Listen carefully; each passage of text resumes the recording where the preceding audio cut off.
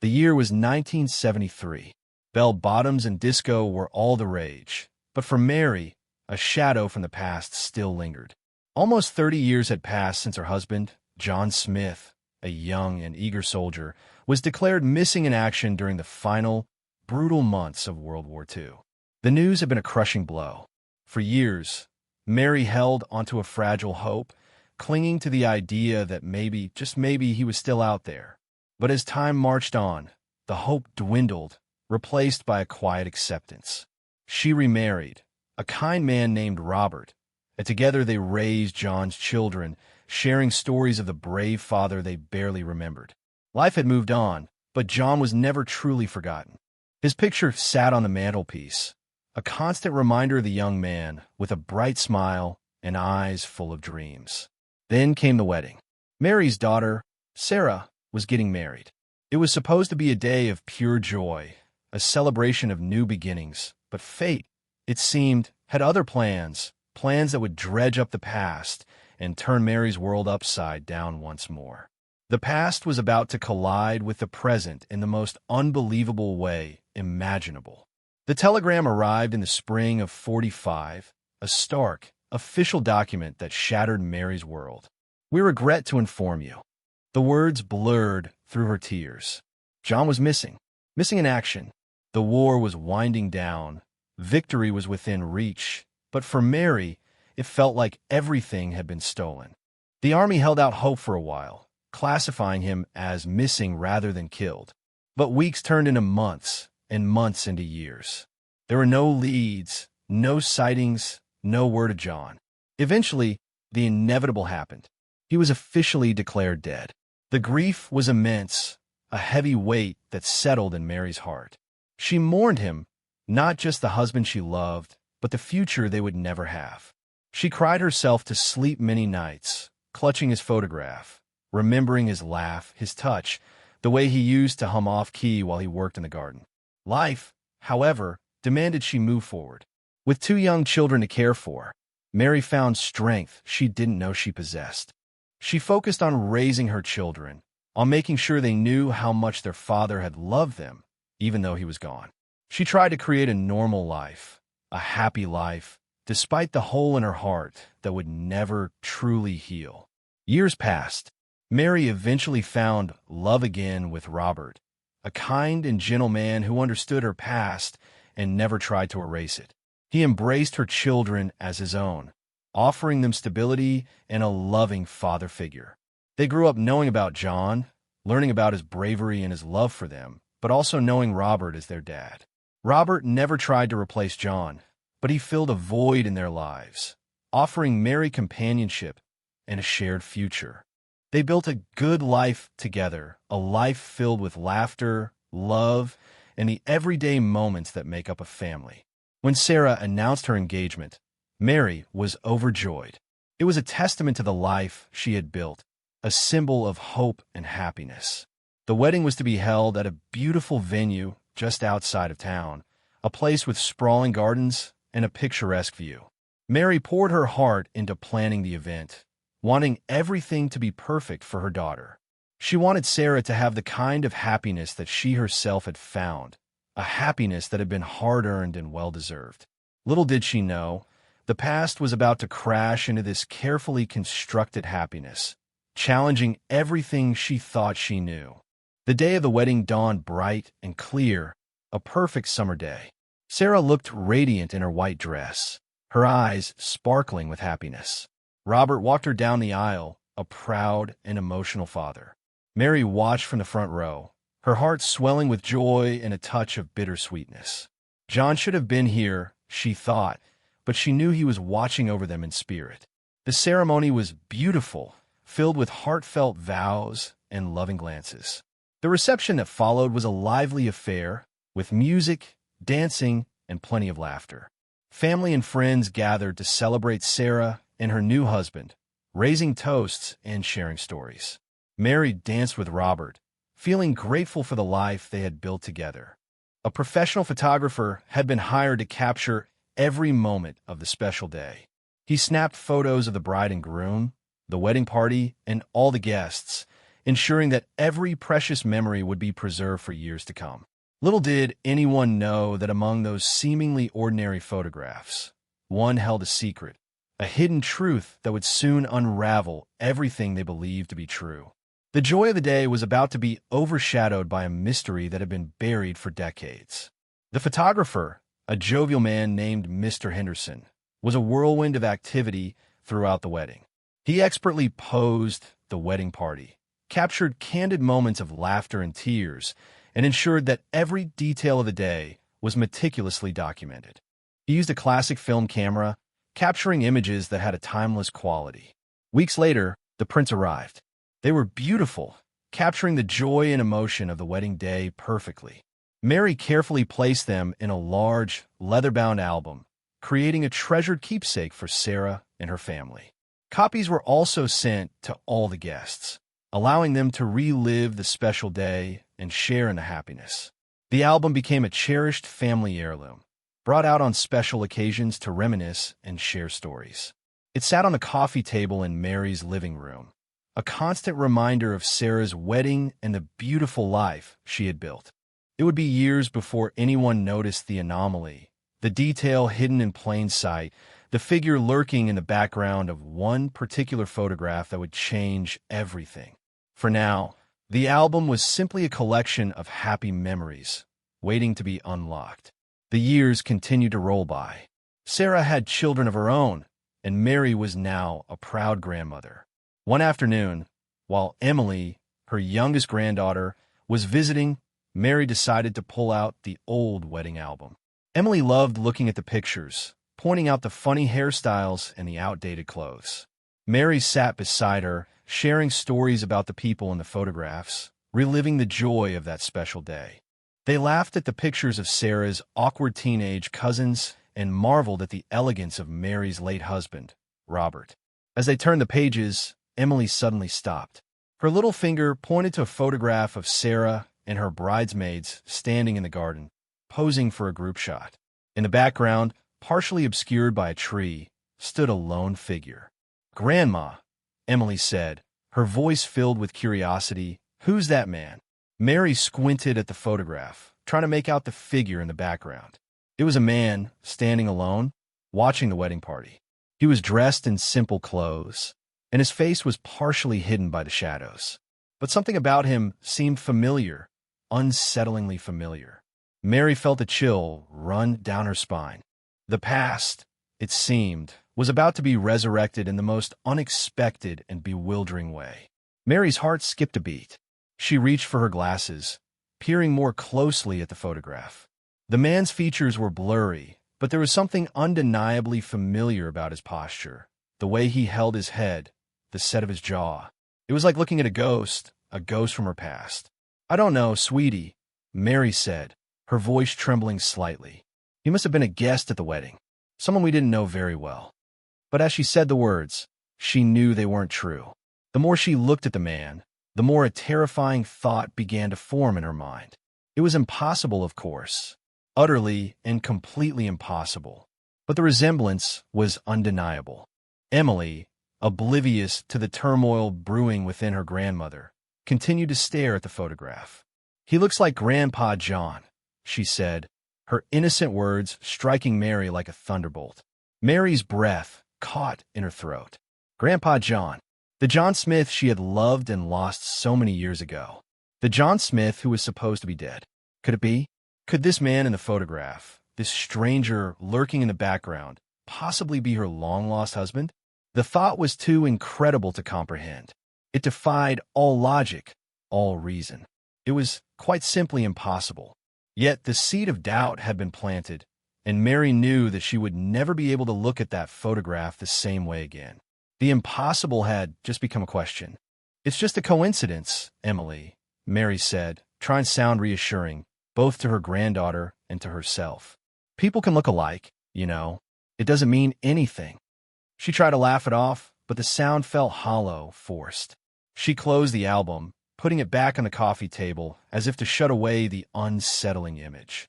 But the man's face was now etched in her mind, a constant reminder of the impossible possibility.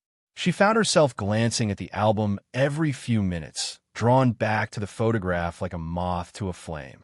That night, Mary couldn't sleep. She tossed and turned in bed, the man's face haunting her dreams. She kept seeing John, young and vibrant, superimposed over the blurry figure in the photograph. The resemblance was uncanny, almost eerie. She tried to rationalize it. It had been almost 30 years. Her memories of John might be fading, playing tricks on her. But deep down, she knew that wasn't true. There was something about the man's eyes, the way he stood, that was unmistakably John.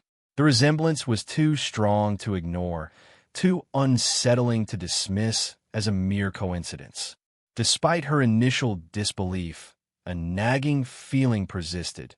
This couldn't be just a trick of the light. Something strange was going on. Mary tried to bury the thought, to dismiss it as a silly fantasy. But Emily, with the unwavering curiosity of a child, wouldn't let it go. She kept bringing up the man in the photograph, asking questions, pointing out similarities between him and the old pictures of John. Eventually, Sarah, Mary's daughter, got drawn into the mystery. At first, she was skeptical, humoring her daughter and mother. But the more she looked at the photograph, the more intrigued she became. The resemblance was undeniable, and the questions began to pile up. Together, Sarah and Emily embarked on a deeper investigation. They pulled out every photograph they could find of John, comparing them to the image in the wedding album. They scrutinized every detail, searching for any clue that could confirm or deny their suspicions. They noticed the shape of his ears, the curve of his nose, the way his eyebrows arched. And then they found it. A small birthmark on his left cheek, barely visible in the old photographs, but present in the blurry image in the wedding album. And a faint scar on his chin, a result of a childhood accident, also visible in both pictures. The evidence was mounting, making it harder and harder to dismiss the impossible. The coincidences were piling up, transforming into undeniable clues. The two became obsessed, poring over the evidence and feeling that they were on the verge of an incredible discovery. Their investigation took a new turn when they focused on the background of the photograph. The trees, the benches, the layout of the path, they looked vaguely familiar. Sarah realized she had seen them before. After some research, comparing the photo to old maps and local landmarks, they identified the location, a small, unassuming park located just a short distance from the wedding venue. The park was a popular spot for locals, a place for quiet reflection and leisurely strolls. It was a place where people went to escape the hustle and bustle of everyday life. The realization that the man in the photograph was likely in that park on the day of the wedding sent a shiver down their spines. It meant he was close, perhaps even watching them. The park became their new focus. They decided to visit it, hoping to find some clue, some sign that could lead them to the mysterious man. They wanted to understand why he was there, who he was, and, most importantly, if he was indeed John. They felt a growing sense of urgency. The possibility that John could be alive, living a secret life so close to them, was both exhilarating and terrifying. They knew they had to find him, no matter what it took. The park held the key, and they were determined to unlock its secrets. For weeks, Sarah and Emily became regulars at the park. They visited at different times of the day, observing the people, studying their faces, hoping to spot the man from the photograph. They carried a copy of the wedding photo with them, discreetly showing it to people, asking if they recognized him. They walked every path, sat on every bench, and scanned every corner of the park. They felt like detectives on a stakeout, their hearts pounding with anticipation each time they saw someone who vaguely resembled the man in the photo. The search became an obsession, consuming their thoughts and their time. They neglected their other responsibilities, focusing solely on finding the mysterious man. Mary, worried about their well-being, tried to dissuade them, urging them to let go of what she considered a far-fetched fantasy. But Sarah and Emily were determined. They felt a connection to this mystery, a sense that they were on the verge of uncovering something extraordinary. The park, once a place of peace and tranquility, now felt charged with a sense of anticipation and intrigue. Every rustle of leaves, every passing stranger, held the potential to be the answer they were seeking. The search was exhausting, frustrating, and, at times, even disheartening. But they refused to give up.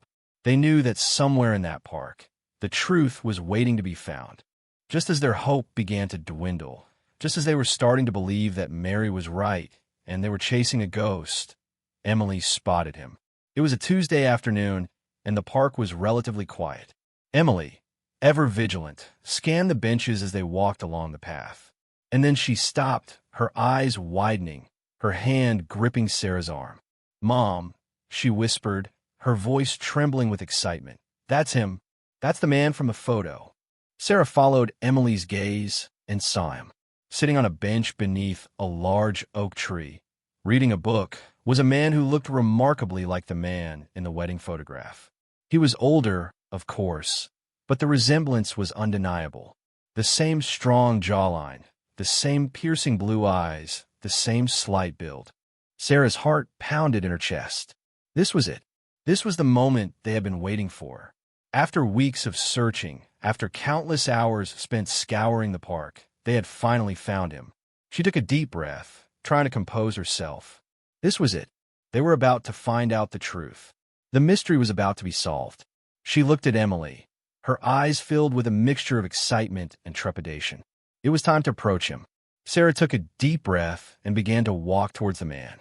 Emily followed close behind, clutching her mother's hand tightly. As they approached, Sarah could feel her heart pounding in her chest. She felt a strange mix of fear and excitement, anticipation and disbelief. The man looked up as they approached, his blue eyes meeting Sarah's. He had a kind face, lined with wrinkles, but there was something about his gaze that made Sarah feel uneasy. "Excuse me," Sarah said, her voice trembling slightly. "I hope you don't mind us bothering you," but she hesitated, unsure of how to proceed. She reached into her purse and pulled out the old photograph of John Smith, the one taken shortly before he went to war. She held it out to the man, her hand shaking. "Have you ever seen this man before?" she asked, her voice barely above a whisper. The man took the photograph, his eyes scanning it intently. He studied the young, handsome face, his brow furrowed in concentration. Sarah and Emily held their breath, waiting for his reaction. The silence stretched out, thick and heavy with anticipation. The moment of truth had arrived. What would he say? What would he do? Their entire investigation, their entire obsession, had led to this moment. The man handed the photograph back to Sarah, a puzzled expression on his face. "I'm afraid I don't recognize him," he said, his voice calm and measured. "I've never seen this man before in my life." Sarah's heart sank. Could they have been wrong all along? Had they let their imaginations run wild, seeing connections that weren't really there? "Are you sure?" Sarah pressed, her voice tinged with desperation. "He looks so much like you." The man chuckled softly. "I get that a lot, actually. I suppose I have one of those faces. But my name is Arthur Davies. I've lived in this town for 20 years. He offered a gentle smile, but Sarah couldn't shake the feeling that something was off. "But the photograph," Emily piped up, her voice filled with confusion. "You look just like him." Arthur Davies sighed, a hint of weariness in his eyes. "It's a common face, little one. I assure you, I am not this John Smith." He stood up, as if to end the conversation. "Now, if you'll excuse me, I was enjoying my book." Defeated, Sarah began to back away. It seemed their long search had come to a dead end. The man they had hoped was John Smith was just a stranger, a look-alike. But something about his demeanor, the way he avoided eye contact, the slight tremor in his voice, made Sarah suspicious. She couldn't shake the feeling that he was hiding something. Just as Arthur Davies turned to leave, Sarah, driven by a desperate need to know the truth, blurted out, "What about the oak tree? The one we carved our initials into when we were kids? JS and MB. You always said it would last forever." The man stopped dead in his tracks. His back was to Sarah, but she could see the tension in his shoulders, the way his hands clenched into fists. He remained silent for what seemed like an eternity. That oak tree. It was a secret, a private memory shared only between John and Mary. There was no way a stranger could know about it. Unless Sarah held her breath, waiting for his response. The silence was deafening, broken only by the gentle rustling of leaves in the trees.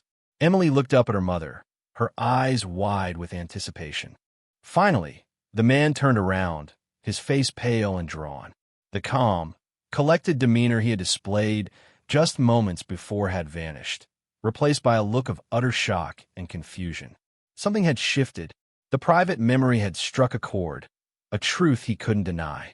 The game was up. The transformation was remarkable. The calm, composed facade of Arthur Davies had completely crumbled. He looked stunned, like a deer caught in headlights. His eyes darted around nervously, as if searching for an escape. He ran a trembling hand through his thinning hair, his breathing becoming rapid and shallow. "Ow, how do you know about that?" he stammered, his voice barely audible.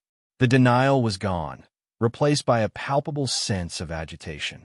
He was no longer Arthur Davies, the man who claimed to have never seen John Smith before. He was someone else, someone struggling to contain a secret that had been buried for decades. Sarah watched him, her heart pounding in her chest. She could see the internal battle raging within him, the struggle between his carefully constructed identity and the truth that was now threatening to surface. The crack in his composure was widening, revealing a glimpse of the man beneath the surface. Emily, sensing the change in the atmosphere, clung tightly to her mother's leg, her eyes wide with a mixture of fear and fascination. The air crackled with unspoken questions, with the weight of a mystery about to be unveiled. The long-buried truth was finally clawing its way to the surface, threatening to shatter everything they thought they knew. The man's agitation was palpable. He couldn't hide any longer. He took a shaky breath, his eyes filled with a mixture of fear and bewilderment. "All right," he said, his voice barely a whisper. "All right, you got me. I was John Smith." Sarah and Emily gasped, their eyes widening in disbelief. The words hung in the air, heavy with the weight of the impossible. It was true. The man they had been searching for, the man who was supposed to be dead, was standing right before them. "But how?" Sarah stammered, her mind reeling. "How is that possible? Everyone thought you were dead." John Smith, or Arthur Davies, or whatever his name was, shook his head, his expression one of utter confusion. "I don't know," he said, his voice filled with desperation. "I honestly don't know. I remember the war, the fighting, and then nothing. Just flashes, fragments. I woke up somewhere else. Years later, I think. I don't know how I survived. I don't know why I haven't aged like I should have."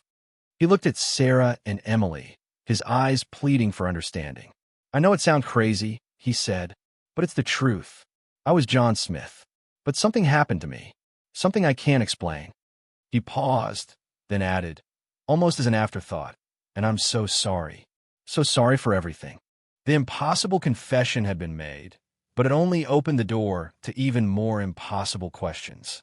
"I remember the battle," he continued, his voice growing stronger, as if the act of confessing was releasing a flood of buried memories. "It was chaos. Explosions, gunfire. I was hit, I think.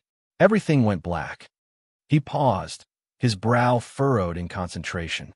"Then nothing. Just darkness. Until I woke up. In a hospital, I think. Somewhere far away. People speaking a language I didn't understand. I had no memory of who I was, where I came from. They gave me a name. Arthur Davies."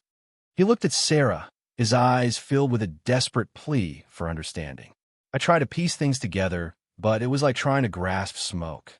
I had fragments of memories, fleeting images, but nothing concrete. I knew I was different, that I didn't belong, but I had no idea who I was supposed to be." He explained that he had lived a quiet life, working odd jobs, moving from place to place, always feeling like an outsider. The amnesia had robbed him of his past, leaving him adrift in a sea of uncertainty. He had glimpses of a wife, children, a life left behind, but they were just shadows, indistinct and unattainable. He had learned to live with the void, accepting his fate as Arthur Davies, a man with no past. But the past, it seemed, had finally caught up with him.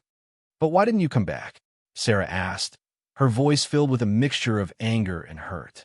"Why didn't you try to find us?" John looked down at his hands, his expression filled with shame and remorse. "Fear," he said simply, "and confusion." He explained that when his memories started to return in fleeting flashes, he was terrified. He didn't know how much time had passed, what had happened to his family. He was afraid of disrupting their lives, of causing them pain. He was also afraid of being seen as a fraud, an imposter. He had seen Mary, he confessed, from a distance. He had watched Sarah and her brother grow up, always staying in the shadows, never daring to approach. He saw Mary remarry and knew that she had found happiness, that his children had a loving father figure. He convinced himself that it was better to stay away, to let them live their lives in peace. "I know it was selfish," he said, his voice cracking with emotion, "but I didn't know what else to do. I was lost, confused, and afraid. I thought I was doing what was best for all of you." He had chosen to live a life of quiet desperation, watching his family from afar, a ghost in their lives, driven by fear and a misguided sense of self-sacrifice. The weight of his decision had clearly taken its toll. Sarah, still trying to piece together the puzzle, asked the question that had been nagging at her since they first saw the wedding photograph. "Why were you at my wedding? Why were you even there?" John hesitated, his gaze shifting uncomfortably. I don't know," he stammered. "It's hard to explain."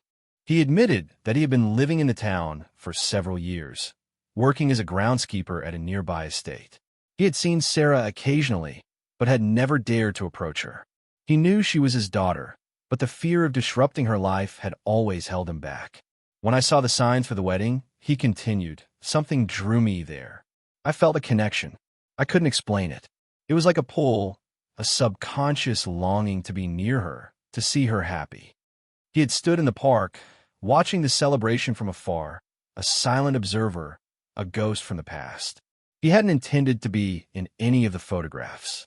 He had just wanted to be near his daughter, to witness her happiness, even if it was from a distance. He confessed to being drawn to the wedding out of a subconscious connection to his daughter. It was a pull he couldn't resist, a longing that had been buried deep within him for decades. The subconscious had betrayed his carefully constructed life. The revelation that John Smith was alive, living under the name Arthur Davies, sent shockwaves through the family. It was too much to process, too incredible to believe. Sarah struggled to reconcile the man before her, this quiet, unassuming groundskeeper, with the image of the brave, handsome soldier she had seen in the photographs. It was like two different people inhabiting the same body. How could she reconcile the father she barely knew with the stranger who had watched her from afar for so many years? Emily, too, was confused. She had been so excited to uncover the mystery, but now that the truth was revealed, she didn't know what to make of it. Was this man her real grandfather?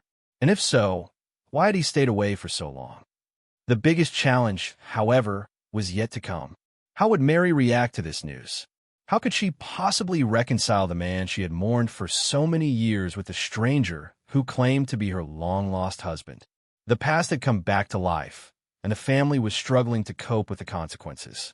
The ghost of John Smith had returned, but he was a ghost with a pulse, a ghost with a story, a ghost who was about to turn their world upside down. The man before them challenged the very fabric of their reality. Sarah and Emily knew they couldn't keep this a secret from Mary any longer. The truth, however unbelievable, had to be revealed.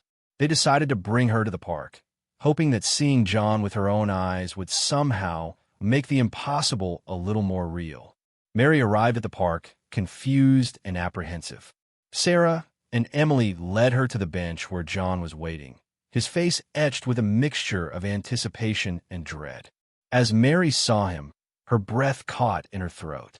Her eyes widened, her hand flew to her mouth, and she stood frozen, staring at the man before her. It was him. It was John. Older, perhaps, with lines etched on his face, but it was unmistakably him. Tears welled up in her eyes, a torrent of emotions threatening to overwhelm her. Disbelief, joy, confusion, anger, and a deep sense of loss all swirled within her. battling for dominance. She took a tentative step forward, her hand reaching out as if to touch a ghost. "John," she whispered, her voice trembling with a mixture of hope and fear. "Is it really you?" The years of grief, the memories, the acceptance, all were challenged by the living, breathing man standing before her. The reunion was decades overdue, and the mix of emotions was overwhelming. John reached out and gently took Mary's hand, his touch sending a jolt of electricity through her. It was real. He was real. But how? "I don't understand," Mary said, her voice trembling. "How is this possible? The army said you were dead. They said there was no hope." John simply shook his head, his expression filled with the same confusion that plagued them all. "I wish I knew," he said. "I wish I could explain it. But I can't. I just know that I'm here, and that I'm so sorry."